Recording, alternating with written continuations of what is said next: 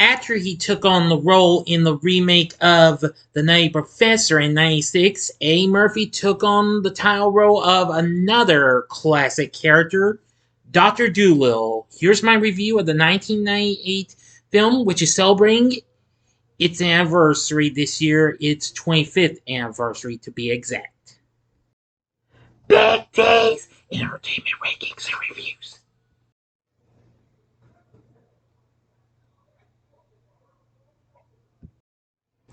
So greetings, my fellow YouTubers, and welcome to Big D's Entertainment Rankings and Reviews.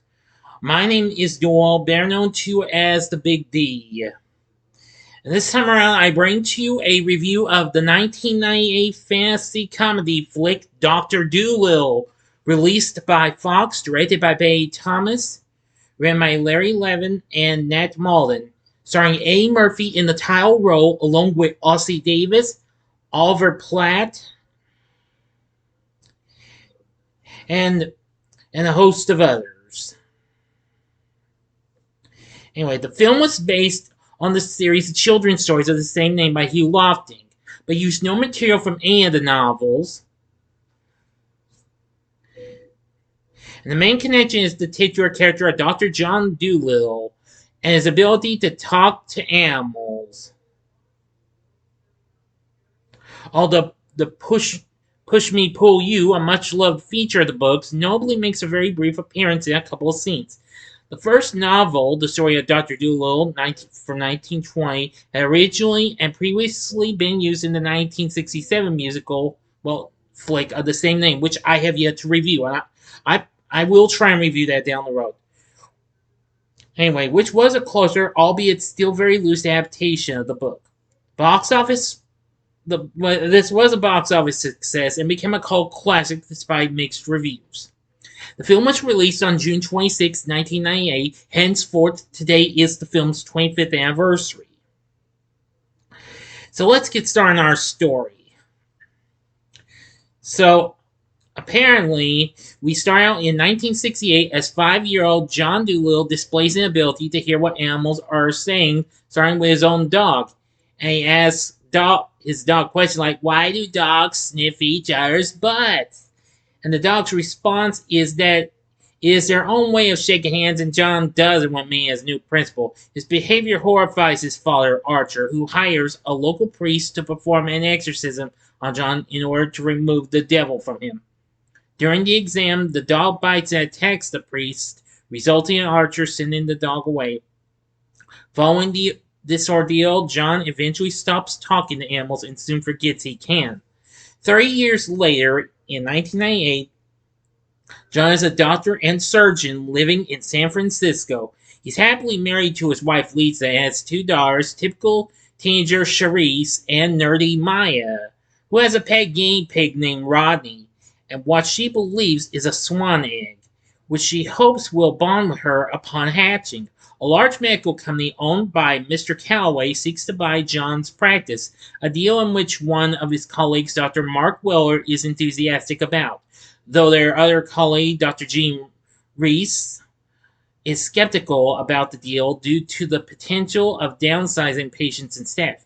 John's family goes on vacation while John goes back to work to see a patient and then pick up Rodney. On his way home, he accidentally nearly hits a dog with his SUV, causing the dog to scold him in anger. Afterward, as John is driving to the cabin his family's staying at with Rodney in the car, Rodney starts talking to John, causing him to believe he is having a mental breakdown. John has a CT scan after animals start asking for favors when he helps the wounded out, and he then unwittingly adopts the dog he ran over, eventually naming him Lucky. John later starts secretly helping various animals, including a suicidal circus tiger named Jake, who suffers great cerebral pain.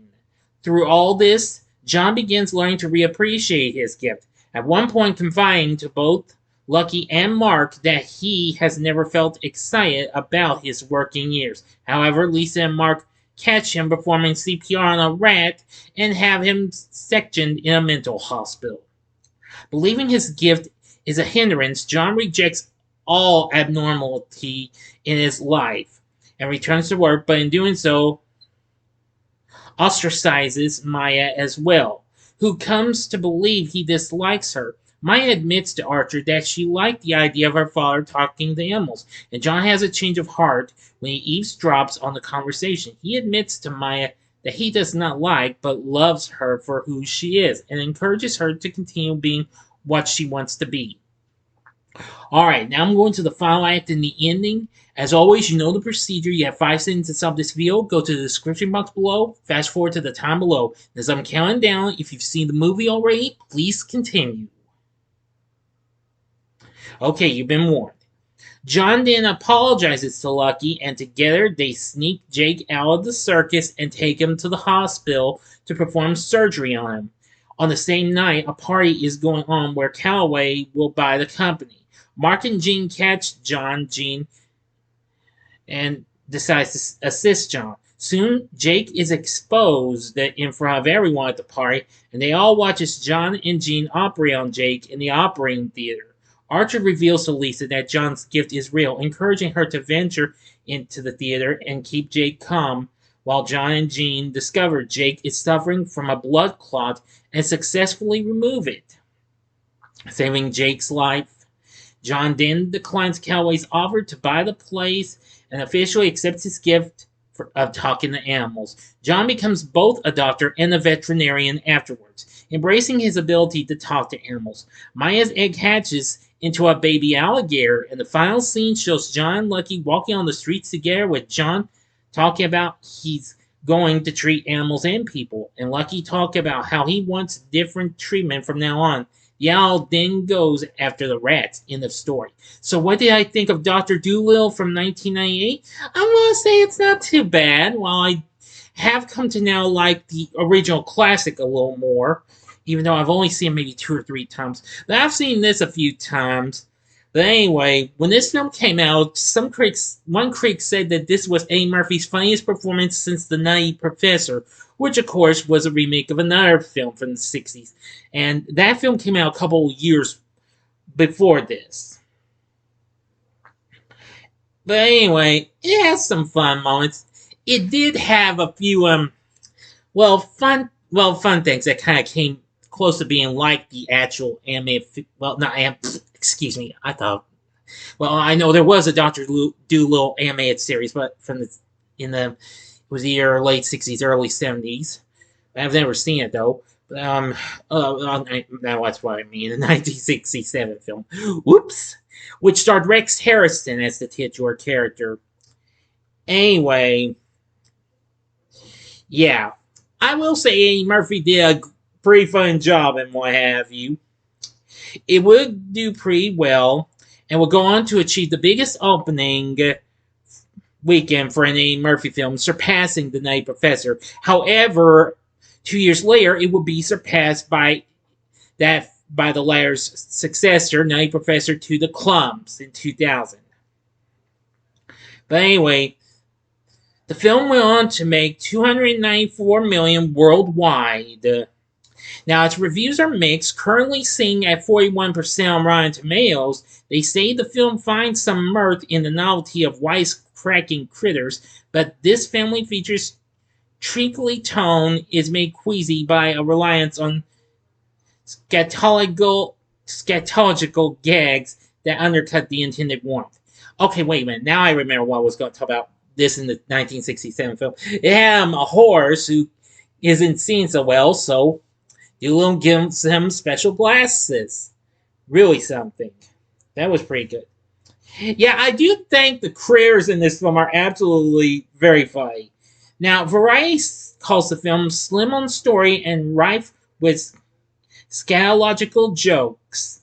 The film may strike a chord with preteens but misses for an older crowd despite some nifty effects and broad humor. Yeah, now since this film got a PG-13 rating from the MPA.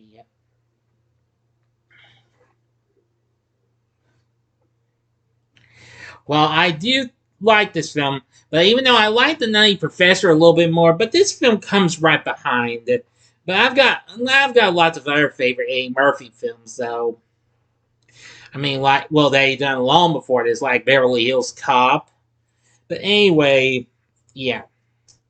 Now, we do have a score from Richard Gibbs, which was pretty good, and also a pretty good soundtrack, which was released on Atlantic Records just a week and a half before the film got released. Let's see, it had, let's see, songs like Same Old G by Genuine. Let's see, and That's Why I Lie by Ray J, who the previous year was in the cult classic Steel with Shaquille O'Neal. Anyway, but those actually only were R&B type songs that made it on there. But the only big charting single was Are You That Somebody by the late great Aaliyah, which that became a big success for her. I've always had fond memories of hearing that song. So anyway, the music's still pretty good and what have you. Now, for our cast, we have Eddie Murphy as Dr. Dolittle, and I'm going to say he's pretty funny and what have you. But again, he's almost just as funny as this character as he is with the Nutty Professor, though. But, well, I think you get the idea. Well, let's see. Legendary actor Ossie Davis, may he rest in peace, played Archer, John's father. He was pretty good. Oliver Platt played Mark Weller, one of John's colleagues. Playing Mr. Calloway is Peter Boyle, who, of course, recently did the Santa Claus a few years before this, and of course, he was already starring on TV's Everyone Loves Raymond. Richard Schiff plays Dr. Gene Rice. He was pretty good. Now, as for the other members of the Dolittles, we have Kristen Wilson playing Lisa, John's wife. Kyla Pratt playing Maya. She did good. And Raven-Symone, you may remember from The Cosby Show. And, of course, this was still ways before she even made even bigger with That's So Raven, played Charisse. Let's see. We also have Jeffrey Tambor in this. Paul Giamatti appears in this, but he's uncredited, though. Because he plays the guy who runs the Mill Institute John was sent to. Now, we have a pretty big voice acting cast that includes Norm Macdonald voicing Lucky. May Norm Macdonald rest in peace. Albert Brooks voices Jake. He's pretty good. Chris Rock voices Ronnie. And I gotta say, he was absolutely hysterical. And anyway, there's a host of other voices. John Leguizamo, Gary Shandling, Ellen DeGeneres, Paul... No, not Paul. Paul Rubens. Of course, you know that's Pee Wee Herman. Let's see here. It's Gilbert Gottfried, Janet Elfman, Brian Doyle Murray, and even Julie Kavner. You may know the voice of a certain Marge Simpson. And there's so many others lending their voices to this film. Anyway, so you know they're pretty good too.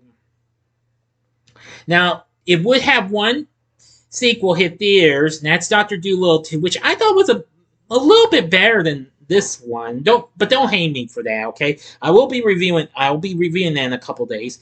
And then 3 direct-to-video sequels, which, if I'm not mistaken, yes, in which Kyla Pratt took over the Dr. Dolittle name and what have you.